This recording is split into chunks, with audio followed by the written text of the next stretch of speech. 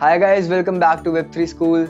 So blockchain is all the rage right now, but of course, as every coin has two sides, blockchain also has some limitations. So in today's video, we're going to talk about 3 of these limitations, and there might be many more limitations, so make sure to let us know in the comment section if we missed something. With that being said, let's dive right into it. So let's start with the property that is usually an advantage but can act as a disadvantage too.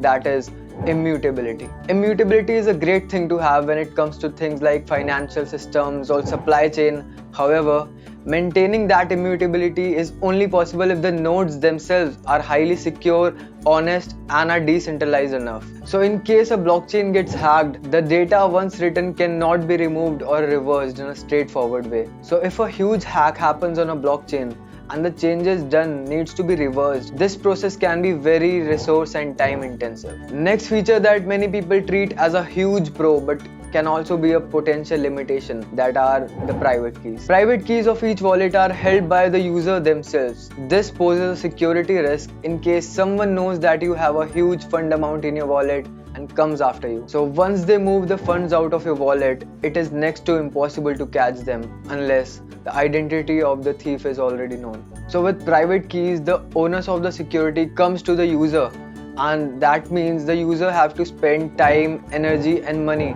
to keep their private keys safe and secure. So the next limitation would be scalability. Transaction speed in the blockchain depends on the network usage and congestion. You might have experienced delayed transactions and high gas fees during popular product launches on the top of Ethereum or Polygon. This is because the base working of the blockchain ecosystem. As an example, centralized payment systems can process tens of thousands of transactions per second, while Bitcoin can only manage 7, while Ethereum does only 13 to 14 transactions per second. This is because in a centralized system, the main unit does not need to notify any other member or node about the transactions, whereas in a blockchain, most nodes need to authorize and notify about the transaction to every other node before the block gets added to the chain. That wraps up a video for the day. Make sure to leave a comment down below and tell us which of these 3 limitations you were not aware of. That is it for now guys. See you in the next episode of Web3 School, and don't forget to like, comment and subscribe to Zionverse.